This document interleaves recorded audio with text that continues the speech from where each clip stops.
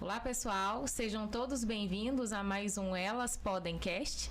Hoje eu estou com uma convidada muito especial, quero que vocês deem as boas-vindas a Loriane. Olá, é um prazer estar aqui, né? Adorei o convite e é meu primeiro podcast. Espero não passar nenhuma vergonha aí nesse processo, mas é um prazer poder contribuir. Que bom, que ótimo.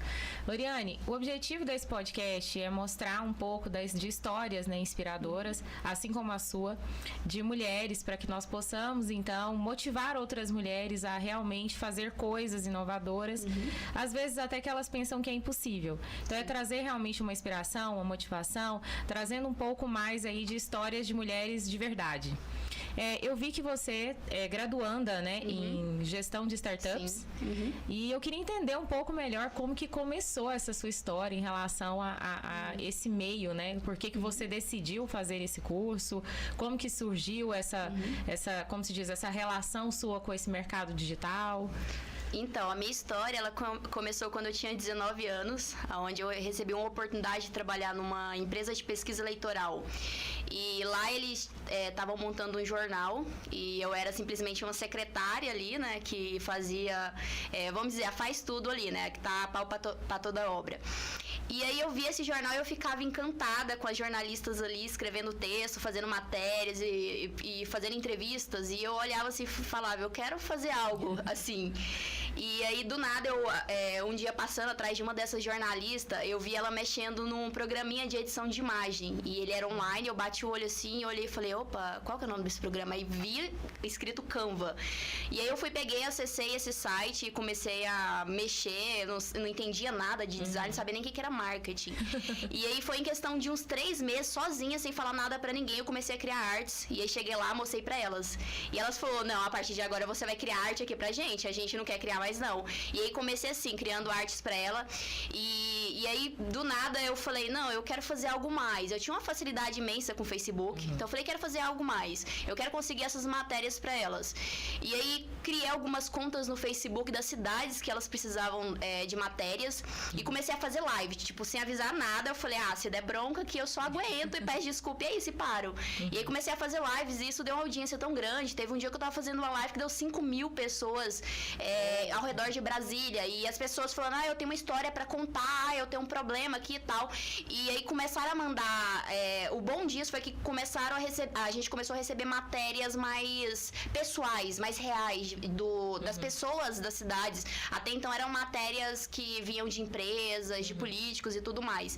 Então isso eu percebi, eu falei, nossa, esse contato mais humano, isso acaba gerando um engajamento maior e a gente consegue essas matérias que elas tentavam conseguir de uma forma, vamos dizer, muito empresa, e eu tentei mais como pessoa. E aí nisso eu falei, preciso estudar. Porque eu não tinha habilidade nenhuma com redação, não tinha habilidade nenhuma como designer.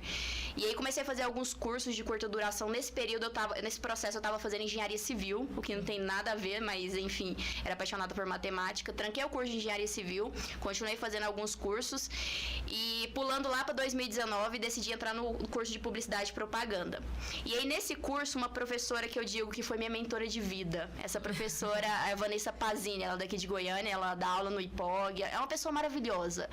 Ela dava aula de marketing e eu conversava muito com ela, fazia muitas perguntas, né, sobre o mercado de trabalho, sobre empreendedorismo. E aí ela me apresentou um livro chamado Marketing 4.0 de Kotler, que é o pai da administração e o pai do marketing. Nesse livro, lá falou sobre startups. E aí eu falei, caraca, o que é startup? E aí eu comecei, toda palavra diferente, eu sou aquela que conheço uma palavra diferente, vou lá no Google, o que significa? E aí surgiu startup, eu falei, opa, deixa eu pesquisar mais. E aí comecei a perguntar ela também, ela me dando muita informação, e o livro também, e aí pesquisando.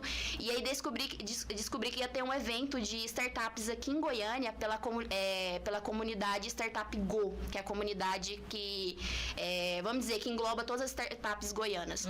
E aí fui nesse evento com a cara e com a coragem, não conhecia ninguém. Cheguei lá e foi muito bem recebida. As pessoas interagiram muito. Eu fiquei tipo, eu vou chegar lá, ninguém vai falar comigo, eu vou sentar quietinha, mas não foi isso. As pessoas interagiram bastante. E foi muito importante pra mim vamos dizer, esse evento também, além da Vanessa, esse evento, ele me mostrou uma realidade que eu desconhecia. Eu era apaixonada por marketing, era apaixonada por inovação, mas startups, você conheceu uma realidade diferente, mundo de programação e tudo mais. E ali eu vi várias mulheres, e eu olhava aquelas mulheres e falava, caraca, eu quero ser que nem elas. Essas mulheres, elas davam palestras e elas conversavam eu falava de uma forma tão inovadora, sabe, de umas palavras que eu não sabia o significado. Eu olhava aquelas palavras e falava, meu Deus, tô entendendo nada, mas é tão bonito isso. E aí nesse processo eu falei, eu preciso fazer uma faculdade nesse segmento, só que eu também não fazia a mínima ideia de que faculdade que eu ia fazer. Tranquei publicidade e propaganda.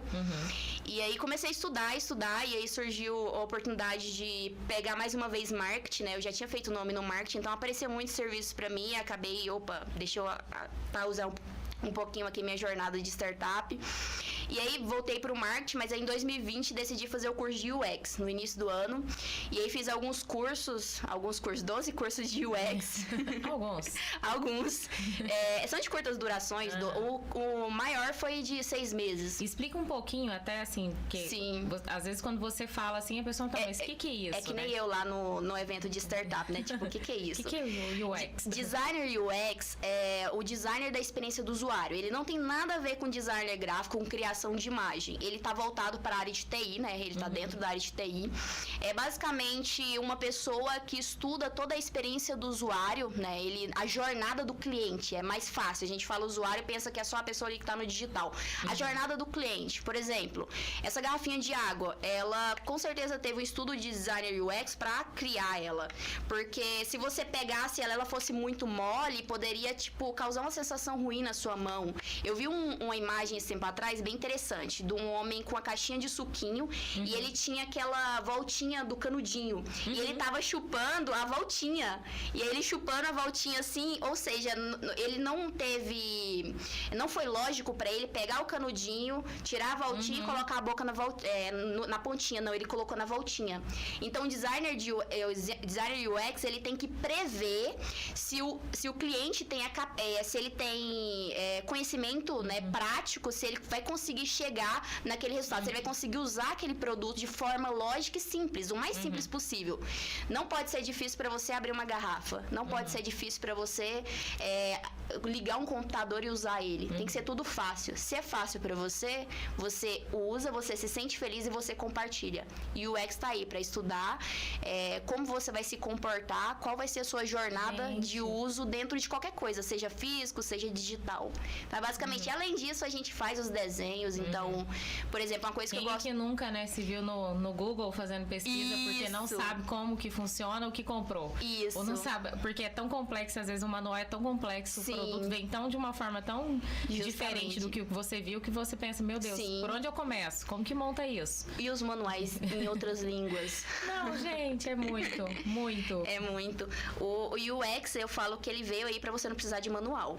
Porque se você precisa de manual, se você precisa pegar algo pra você conseguir usar aquilo, ele não é lógico, ele não é simples e você vai se cansar e você vai acabar não querendo. Não, inclusive eu vi no seu Instagram algo assim que eu achei muito legal, a forma como você analisou, que é uma coisa muito simples, uma lixeira, né, a imagem de uma lixeira, e aí você até falou, ó, não teve uma experiência, não foi feito, né, um trabalho especializado para isso, para saber se essa lixeira realmente ia funcionar da forma que se previa, né, que ela funcionasse. E aí mostra o lixo caindo da lixeira, né, e tal, ou seja, não funcionou. Não funcionou. Né, justamente porque não teve, né, justamente esse trabalho prévio que você tá falando. Aquela da lixeira é muito engraçada, porque depois que eu comecei a estudar UX, eu basicamente analiso tudo, né, tudo. Eu falo, ó, isso daqui não é lógico, isso não é intuitivo. Nossa, como que alguém criou isso? Tipo, basicamente, a lixeira, toda vez eu passo e vejo um monte de lixo rasgado e essas lixeiras abertas, eu falo, gente, mas Quem cria um negócio desse? Não faz sentido. É bonito? É, mas não é usual. Então não adianta nada você querer... bonito no seu usual. Isso, você querer investir muito em designer. Você investe demais em design, estética, e você esquece de quem vai usar. Então as pessoas compram por beleza, mas elas fidelizam pela qualidade, pela facilidade, pela experiência. Basicamente isso. Exatamente. E, assim, como que começou? Eu vi que você faz um trabalho bastante, assim, bem realmente intenso no Instagram. Como que começou essa relação sua nas redes sociais? Nas redes. Vou começar a falar disso aqui na rede social. Então, foi uma transição que foi até um pouco difícil. Foi difícil pra caramba sair do marketing, porque eu gerava conteúdos de marketing até, vamos dizer, meio do ano de 2020, era só marketing. Então, eu gerava muito conteúdo intenso. E aí foi muito difícil pra mim, porque eu não conseguia desvincular o marketing do UX. Eu tava assim na minha cabeça. Eu cansei do marketing. Eu falei, não quero mais saber de marketing, eu quero realmente ir pro UX.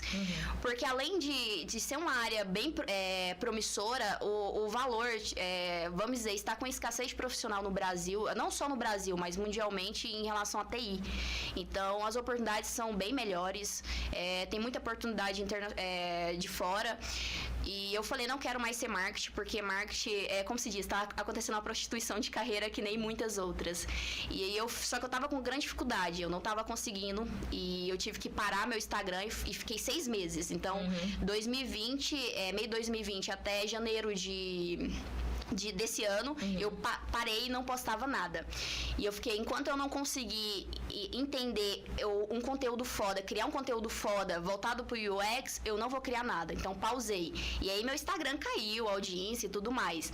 Aí, quando foi janeiro de 2021, eu entendi que eu não precisava sair do marketing. Que, na verdade, graças ao marketing, a minha curva de aprendizado em UX foi muito mais rápido.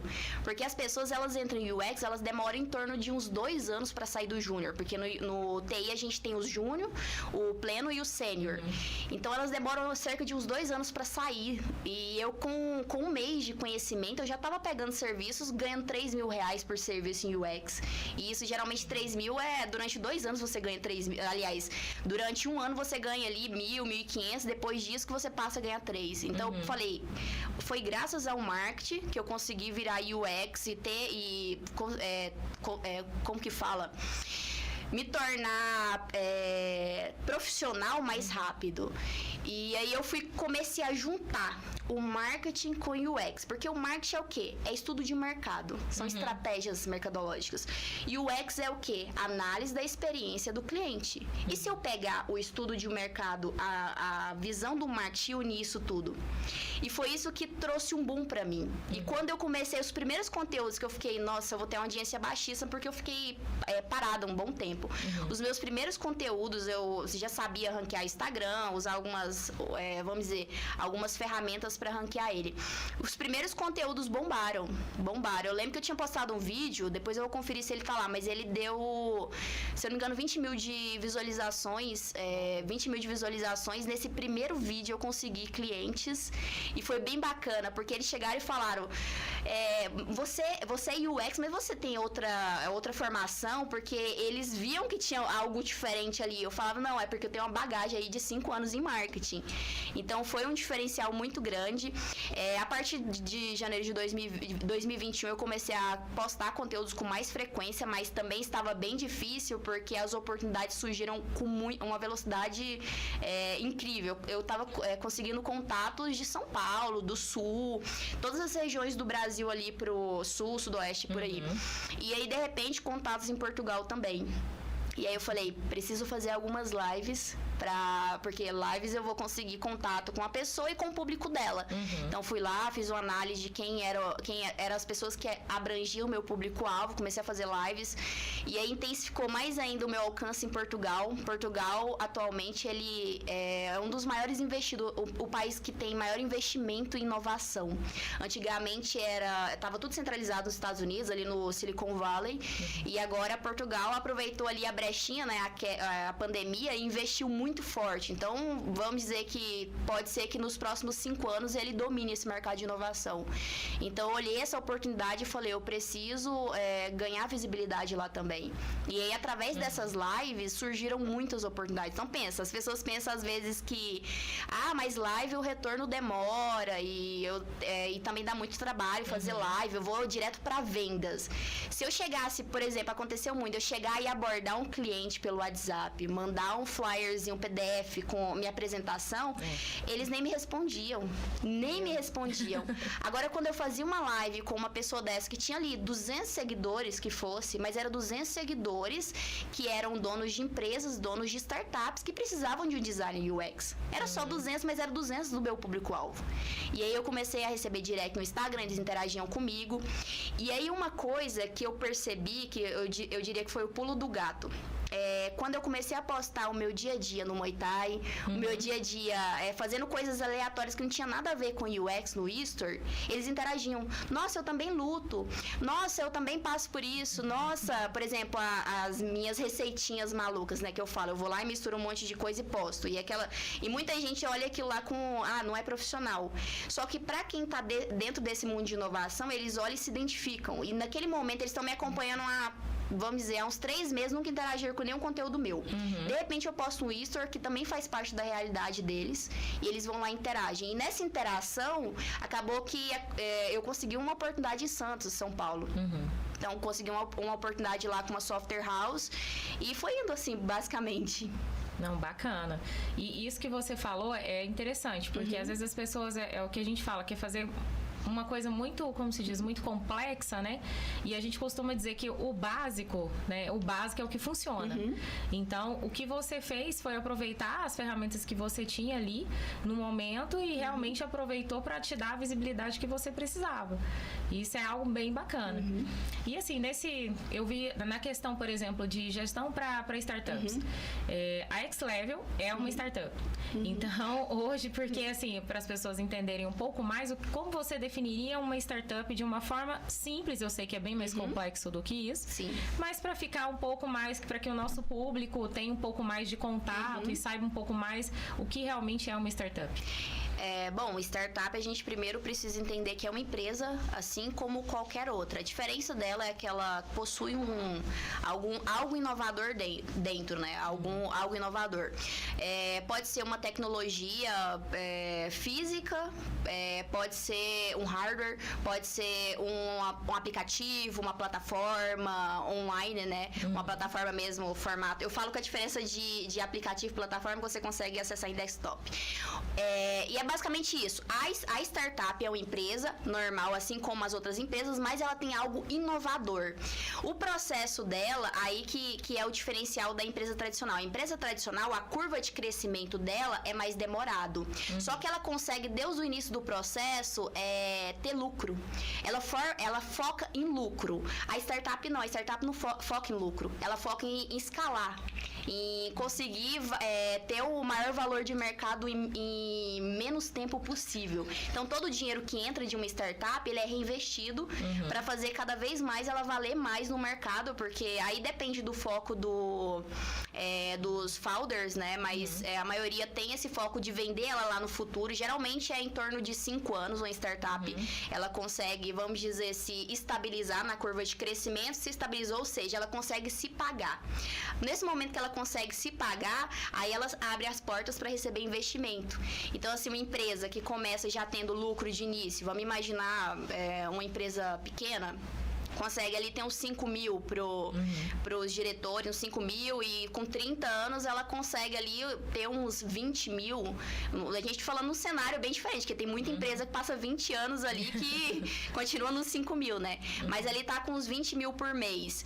Já a startup não, em 5 anos ela pode virar unicórnio, que nem a Uber, que nem a Nubank. Era isso que eu ia falar, iFood, né? Isso, ela consegue 5, 6, às vezes até um pouquinho mais, porque tem um histórico ali dos founders, né? Os founders, às vezes a história da startup é contada só na criação de CNPJ, mas eles não sabem que existe ali um processo que os founders fazem de estudo de mercado. Às vezes eles não estavam envolvidos com a startup de forma direta, mas eles estavam com outro projeto que fizeram desenvolver essa startup. Então esse é o diferencial, uma empresa que tem algo inovador. É isso, que a curva de crescimento dela vai ser diferente porque ela foca em investir em melhorar a tecnologia, melhorar a inovação, para no futuro ela ter um valor maior de mercado. Maravilha. E assim, eu vi que você estuda muito, né? Até porque, gente, que isso? Eu tô aqui, eu tô realmente paralisada aqui com o conhecimento, né, que você tem a respeito dos temas, a forma como você fala, a segurança. E isso realmente é graças a muito estudo, muita dedicação. E eu sei que você tem uma filha. Então eu queria entender um pouco mais como que é essa sua rotina, como que você consegue se dedicar e sobra tempo Muay Thai, maternidade e leva tudo isso de uma forma tão leve, né? Até mesmo essa questão das próprias redes sociais. Você está sempre alimentando, está sempre entregando um conteúdo, entregando algo de valor. Como que é para conseguir fazer tudo isso? Bom, não é fácil. Toda mulher empreendedora, mãe, até mães mesmo que não são empreendedoras, Você foi mãe jovem, né? Sim, fui mãe com 21 anos. 21, mas eu falo assim que graças à minha personalidade, que eu sempre fui tipo, qualquer coisa que você me der, eu vou executar, eu vou fazer, e se eu não souber, eu vou buscar conhecimento. Isso me ajudou no meio profissional a ter uma confiança dos meus chefes, né, muito grande. Então, quando eu fui mãe, por exemplo, eu tinha um chefe, esse da pesquisa, da empresa de pesquisa eleitoral. Eu contei pra ele, falei, eu tô grávida, se você quiser que eu, tipo, talvez vai atrapalhar o processo, eu peço demissão. Não tenho, tipo, nunca pensei nessa questão, vou processar e tal. Não. Tinha plena consciência que engravidou foi eu, não foi culpa do meu chefe. Então, assim, aí ele virou pra mim e falou, não, claro que não. Inclusive, eu faço questão que você possa trazer ela pra cá. Então, quando ela nasceu, eu peguei como que fala mesmo? Que você fica um tempo sem trabalhar. Isso, a licença eu peguei só de uma semana. Porque eu ganhava comissão em vendas. Eu tinha um fixo, mas eu ganhava comissão e eu sempre fui ambiciosa. Falei, eu não vou ficar aqui 45 dias em casa. Foi parto normal, já tava, uma semana tava recuperada.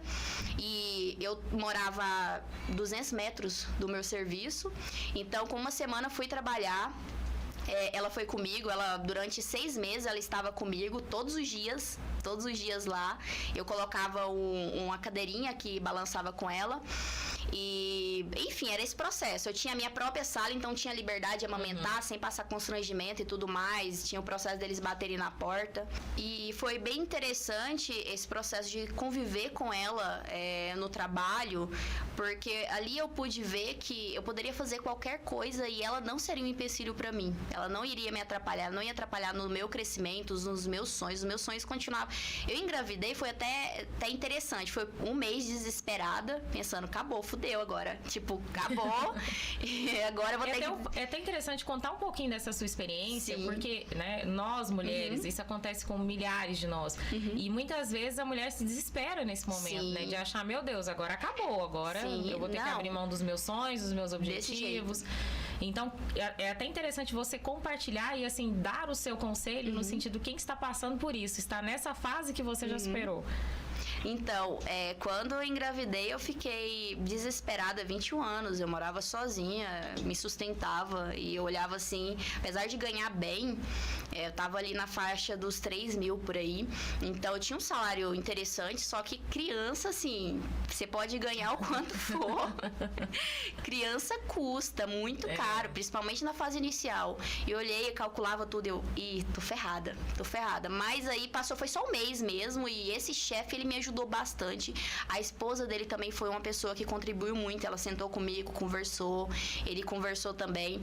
E aí eu olhei e falei, gente, eu desde os 18 anos, quando eu tomei a decisão de vir pra Goiânia sozinha e, enfim, e arriscar mesmo, eu consegui. E por que agora eu não vou conseguir? Então foi um mês só de sofrimento. Depois eu só aproveitei mesmo a gravidez. Quando ela nasceu, ela foi comigo pro trabalho. Depois ela ficava com a avó dela, com o pai dela, eles cuidavam. E aí eu consegui ter uma liberdade maior e focar mais. Quando pra faculdade, graças a Deus, ela tem um bom pai, bons avós, né? Dos Você dois tem uma lados. rede de apoio, Sim, né? tem uma rede. Minha mãe mora no Mato Grosso, mas é aquela pessoa assim que se eu precisar de qualquer coisa, mãe, socorre. Ela tá aqui no outro dia. É tipo isso. A avó da Malu também, parte pai, é uma pessoa sensacional. Por exemplo, agora, nesse processo que você perguntou, né? Como você consegue conciliar? O meu dia a dia é basicamente o seguinte: eu acordo cedo, eu consigo trabalhar home office, de vez em quando eu tenho reuniões que eu tenho que sair. Então, essa é a parte boa do TI. Então, de vez em quando eu tenho que sair, aí eu consegui uma babá lá do lado de casa, que eu só bato lá, pode ficar com a Malu? Pode. E aí deixo com ela, e período da tarde ela estuda, então quando eu preciso marcar algo pra sair, geralmente eu sempre marco na parte da tarde.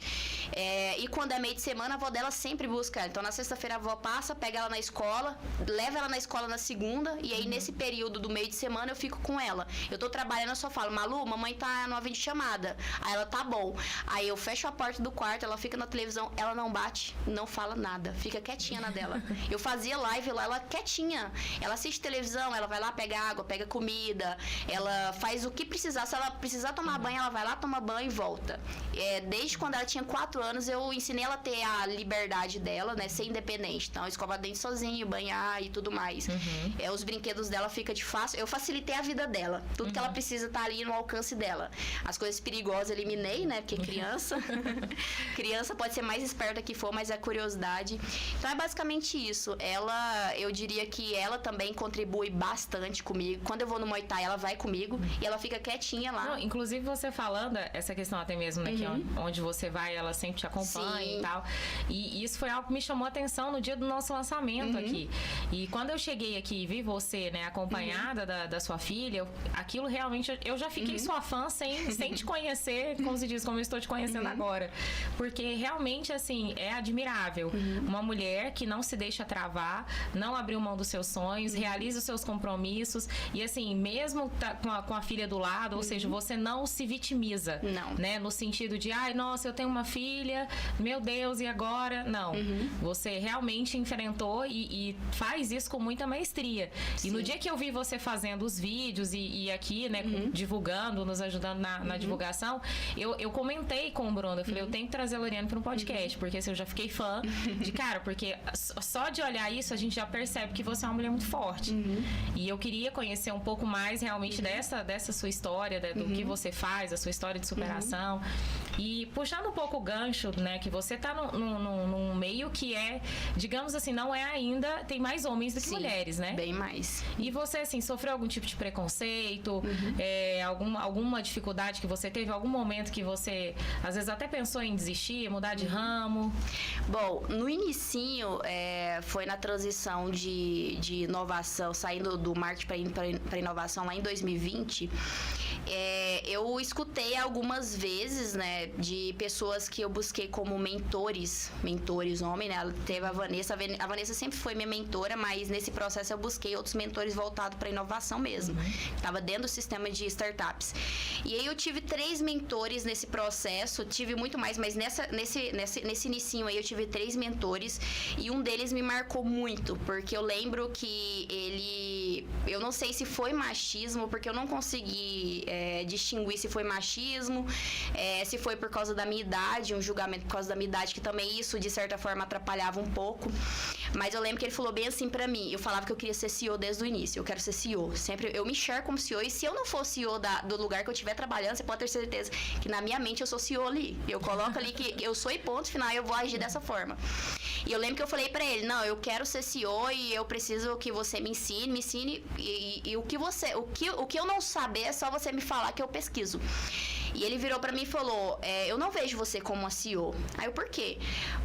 Você não tem uma comunicação muito boa. Em 2020, minha comunicação não era essa, era totalmente diferente. Mesmo? Sério, não era.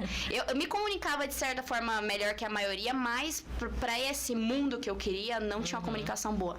Você não tem uma comunicação boa, você é muito estável, você tem uma forma agressiva de falar, isso é verdade. Você tem uma forma agressiva de falar e eu não vejo você como CEO. Eu vejo você mais com umas CMO, que é chefe de marketing, COO, coordenador de operação, mas não como a CEO. E eu escutei aquilo, eu nem respondi nada. Eu só na minha mente falei, tu vai ver.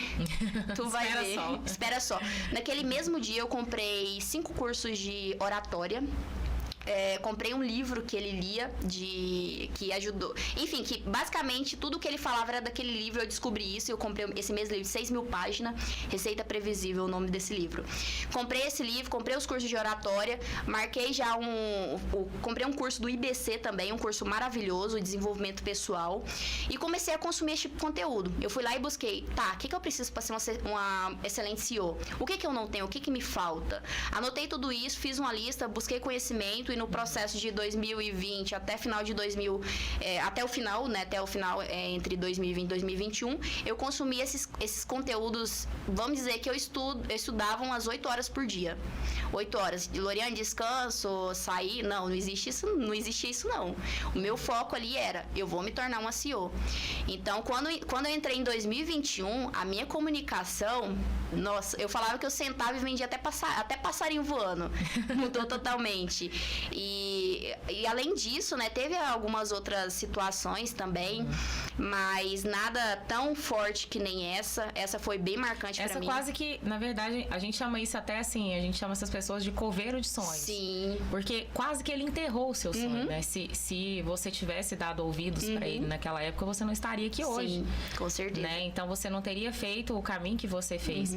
E faz uma diferença, né? E quantas mulheres não escutam isso todos os dias, né? Eu já vi muitas. Em várias áreas, né? Assim, diferentes áreas. E muitas vezes elas desistem. Sim, justamente. E talvez seja até por isso que nós temos menos mulheres, né? Assim, claro que nós temos várias dificuldades a serem superadas. Mas quanto mais mulheres superarem e não desistirem, aí isso vai facilitar e vai fazer com que, quem sabe um dia, né, nós possamos equiparar aí o mercado e não sofrer mais esse tipo de preconceito, né, discriminação, porque tem muito isso. E em relação, por exemplo, à própria maternidade, porque muitas vezes você no próprio ambiente de trabalho, no seu caso, você teve a sorte, né, de ter um chefe que te apoiou e tudo mais, mas a maioria das mulheres não passa pela mesma sorte, né? Acontece muitas vezes de você até mesmo perder uma vaga de emprego porque você é mãe, e você perde para outra pessoa que não é. Porque acha que a mãe vai entregar menos. E o que você pensa a respeito disso? Então, eu presenciei isso uma vez, só que não me afetou, porque foi uma vaga online, aliás, o anúncio era online, e aí tava lá para inscrição para design UX de uma grande empresa. E aí eu fui e falei, vou me candidatar, que eu tava querendo colocar no meu portfólio, uma grande empresa estava em busca disso. Quando eu fui cadastrar, preencher o Google Forms, lá embaixo tava, você tem filhos? E essa vaga era direcionada para mulheres, tava lá, você tem filho? Sim, não, tal. E eu falei, já sei, né? Eu já sei. Gente, é absurdo. Porque se fosse, tipo, a gente prefere contratar mães, eles com certeza teriam feito um marketing em cima disso, falando que eles querem ajudar. Não era esse o objetivo. Mas não era, porque não tinha nenhum tipo de divulgação sobre isso. Então, ali mesmo eu já sabia, mas eu respondi mesmo só, tipo, vou responder, né? Vou julgar, não. Realmente não fui chamada, não fui. Mas essa foi a única vez que eu presenciei eu mesma isso. Mas eu já vi em muitos lugares isso acontecer, muitas vezes. Já até discuti algumas vezes. Eu sou aquele tipo, se eu estiver do lado de qualquer pessoa e ela sofreu injustiça, eu brigo. Eu brigo mesmo. Talvez por isso que eu sou instável, porque eu não levo desaforo pra casa. Tá corretíssimo. Sim, mas uma coisa que inclusive um projeto futuro que eu tenho vontade de fazer, eu quero desenvolver algo inovação para ajudar mulheres que são mães. O meu foco vai ser, o meu público-alvo vai ser mulheres mães, né? De qualquer idade. Eu quero focar nelas para levar elas para o mundo de tecnologia, pela facilidade de você poder trabalhar em casa. E eu vejo que se eu não tivesse tido a minha baby com 21 anos de idade, talvez eu não estaria aqui agora. Talvez eu não teria crescido tanto. Porque foi graças a ela que eu falei, poxa, agora eu tenho um ser humano. Eu preciso trabalhar mais, eu preciso ter uma estabilidade de vida. Até então eu podia arriscar, eu podia a qualquer momento pedir demissão, começar de novo. Eu também ia muito em festa. Então, tipo, hoje eu olho e falo, eu prefiro pegar esses freelance aqui, ganhar um dinheiro do que ir pra uma festa. Então, se tem trabalho, eu não vou pra festa. Antigamente não, antes dos 21 eu ia pra festa, então no horário que eu poderia estar evoluindo, tanto evoluindo, como se diz, a minha mentalidade, a minha saúde e tudo mais, eu estava numa festa bebendo até 3, 4, 5 horas da manhã. Com ela isso acabou. Com ela eu falei, agora eu vou focar. Ou seja, eu me tornei uma profissional melhor. Quem me contratasse ia ter uma mulher com responsabilidade, uma mulher que ia fazer de tudo para manter o serviço, para contribuir, para não ser demitida. Só que não é isso que acontece, eles não enxergam essa realidade. Se as empresas soubessem, né, o quanto as mulheres, né, principalmente pós-maternidade, a nossa entrega é muito maior. Porque a gente não tem segunda chance. Sim. A gente não tá ali para negociar, porque ou você trabalha para você realmente trazer uma qualidade de vida para os seus filhos, não tem outra opção. Sim. É isso e é isso.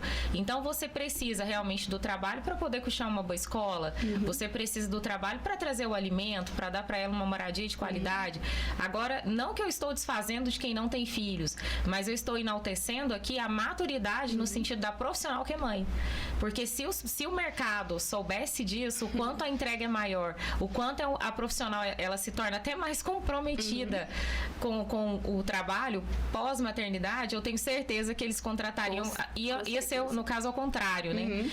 Às vezes a pergunta ali no sentido, tipo, tem filhos? É igual você falou, seria um marketing em cima. Você que é mãe, vem aqui que nós vamos te dar uma oportunidade. Sim. Porque a gente não tem segunda chance, né? Não tem, tipo, e se não dá certo? Não, a gente não conta com essa possibilidade, porque é um ser humano que depende de você. Justamente. Então a gente não tá pra brincadeira. A sua força, eu falo que a força dobra. No meu caso, triplica, né? Porque eu tenho 3. Nossa. Então a gente vai pra cima e vai com tudo mesmo. Justamente. Não, e criança, ela custa caro. Ela custa caro. Eu vejo muitos... esse tempo atrás eu tava no Instagram e eu vi um post lá falando de um ator que foi preso porque não pagou pensão no valor de 35 mil. E aí eu vi um monte de homens comentando, mas essa mãe com 35 mil, ela quer o quê? Curtir, farrear e tudo mais? Mas ninguém foi lá na matéria olhar que ele tá... a criança tá com, se eu não me engano, com 12 anos por aí. Tipo, a mais... É o acumulado. Isso, o acumulado da pensão. E assim, aí teve alguém que foi lá olhar e falou que era 4 mil por mês. E falando, mas 4 mil por mês dá pra sustentar a mãe e a criança. Gente, não é assim. A minha filha mesmo, a escola dela, que eu dei sorte de arrumar a escola barata ali na região que eu moro, gira em torno de 700 a 800 reais. Aí vem deslocamento, aí vem comida, e vem tudo mais. Saúde. Criança... Vem a própria renúncia, né? Sim. Até mesmo do tempo, como a gente tem as horas ali, Sim. porque você tem que se dedicar, você tá ali em tempo integral, a dedicação em tempo integral. Isso é uma coisa até assim, como advogada eu falo isso, eu sinceramente eu acho injusto, porque a mulher às vezes se coloca a questão, por exemplo, da pensão, baseada unicamente, tipo, vamos olhar aqui as despesas e tal, e dividir. Só que, espera aí. A mãe é aquela que está ali, por exemplo, muitas vezes, a maioria das vezes é a mãe, acontece raríssimas vezes em que os pais detêm a guarda, né, e ao contrário, mas quem está ali na guarda da criança no dia a dia tem uma renúncia muito grande, né, até mesmo de estar ali durante a noite. Às vezes a criança, por exemplo, teve febre, a mãe ela sai, mesmo sem dormir, não dormiu nada, tá cansada, ela vai trabalhar do mesmo jeito, só que isso não é colocado na balança. Como se diz, né? É como se colocasse, e aí a gente até tem esses dias eu vi algo muito interessante, que, por exemplo, mostrou-se uma foto do pai, um vídeo e tal, e o pai que acordou de madrugada e estava fazendo o bebê dormir. Nossa, todo mundo, uau, aplaudiu, que coisa linda, não sei o quê. E quando é uma mãe, é obrigação dela. Ela tá fazendo mais que a obrigação. E isso é muito errado, porque peraí, a responsabilidade é de ambos, né? Então, a própria sociedade já coloca, tipo, o pai, nossa, se o pai levou pra escola, meu Deus, as próprias mães na escola já admiram. Tá, mas peraí, você admira o pai que trouxe, mas você não tá admirando a outra mãe que tá trazendo todos os dias? Todos os dias. Isso é normal, não é novidade, né? Então, acaba que a gente sofre, né, uma injustiça muito grande em relação a isso, né? Mais um obstáculo pra gente superar. Sim. E por falar em obstáculo, Eu queria, assim, eu vi que você, como você falou, você mencionou aqui que você já foi tímida, nem sempre foi assim, mas a gente olha você nas redes sociais e a gente vê que você tem, assim, acaba que você, muita facilidade para falar e se expressar e falar, tá ali na internet, fazendo live, enfim, no Instagram. Que dica que você dá pra pessoa que às vezes está ali travada, não consegue fazer isso? Como você disse, nem sempre foi assim. Quais foram as técnicas que você utilizou? Qual o conselho que você dá? Bom, primeiro, estude sobre oratória. Ajuda bastante. A primeira coisa que eu fiz foi consumir um curso de oratória. Tem cursos gratuitos, então, assim, às vezes as pessoas olham e falam, nossa, mas eu não tenho dinheiro para comprar curso. Gente, hoje em dia, você consegue todo o assunto de curso online de forma gratuita. YouTube, vai no YouTube e joga lá oratória. Você vai conseguir um monte de dicas, um monte de técnicas. Tem cursos gratuitos oferecido pelo próprio estado, né?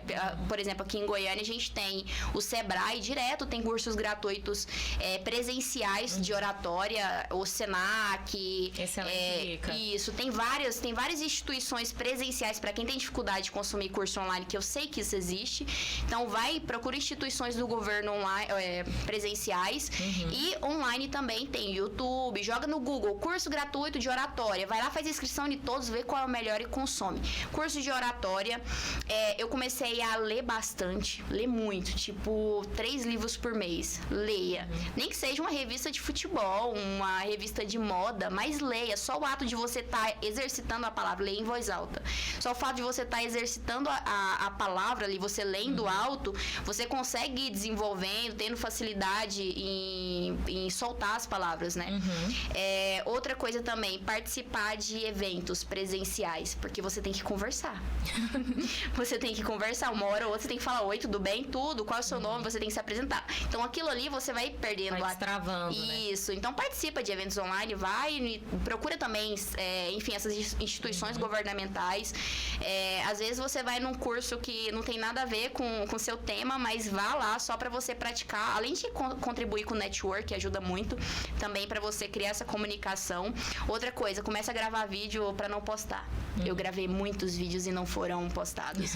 Eu parava lá e falava, peraí, eu quero falar sobre isso. Aí eu gravava, não tá bom. E eu gravava ali, tipo, num dia 50 vídeos e nenhum ia ser postado. Só que esse processo me fez exercitar muitas vezes.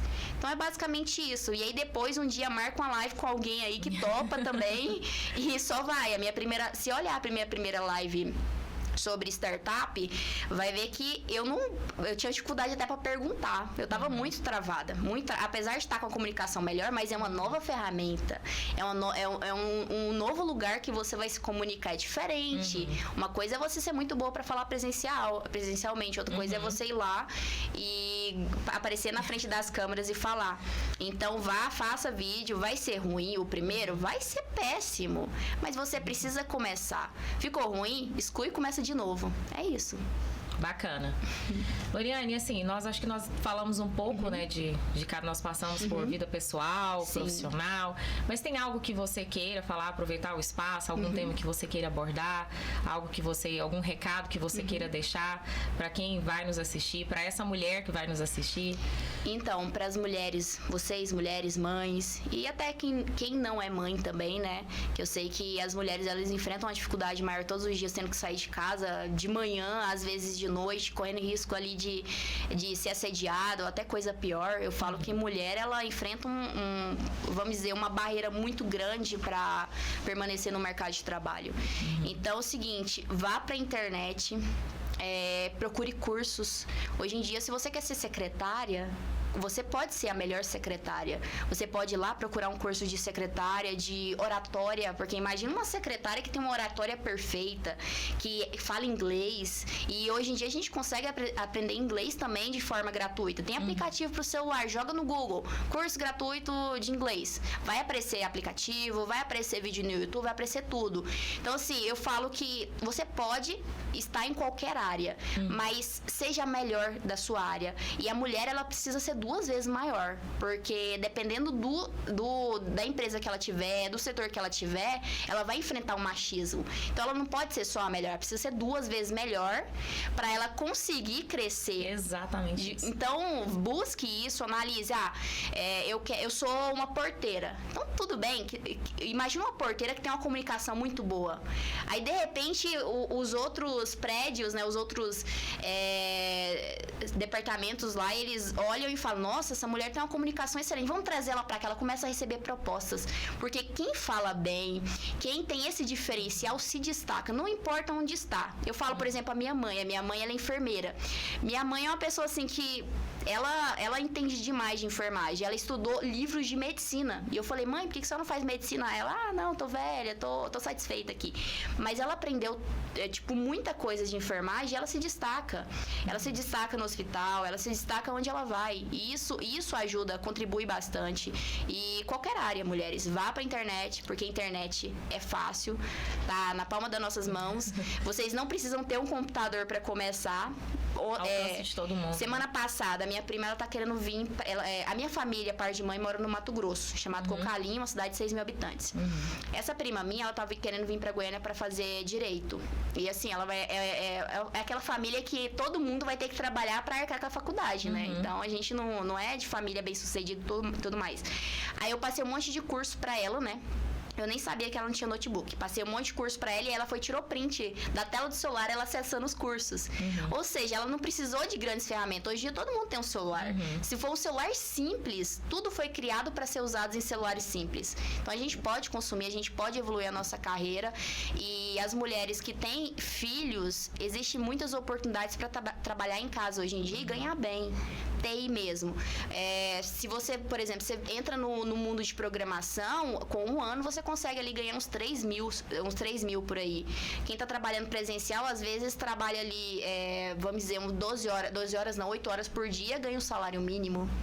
Então, e as mães, elas podem muito bem pegar ali no horário que os filhos estão dormindo, no horário que ela não está trabalhando, e ela consumir um curso ao invés de assistir a novela da Globo, ao invés de assistir a novela do SBT e tudo mais. Pega, faz um curso, consome, evolua a carreira. Pessoas mais velhas, mulheres mais velhas também. Faça a mesma coisa. Eu sei que tem uma certa dificuldade, mas todo mundo sabe hoje em dia assistir o YouTube. Quem não sabe, sempre tem um sobrinho, um amigo, um vizinho que sabe ir lá e mostrar. Aprenda a consumir, até para a própria segurança. Porque imagina, você tá ali, aconteceu alguma coisa, você tem a facilidade de pegar o celular, ligar para uma polícia, corpo de bombeiro e tudo mais. Então é isso. Bacana. Loriane, o que você entregou aqui, eu falo assim, até, não tem como nem eu mensurar o quanto de conhecimento e o quanto você agregou, tanto no caso na minha vida, como também tenho certeza que você vai agregar na vida de outras mulheres. Então eu quero te agradecer, muito obrigada.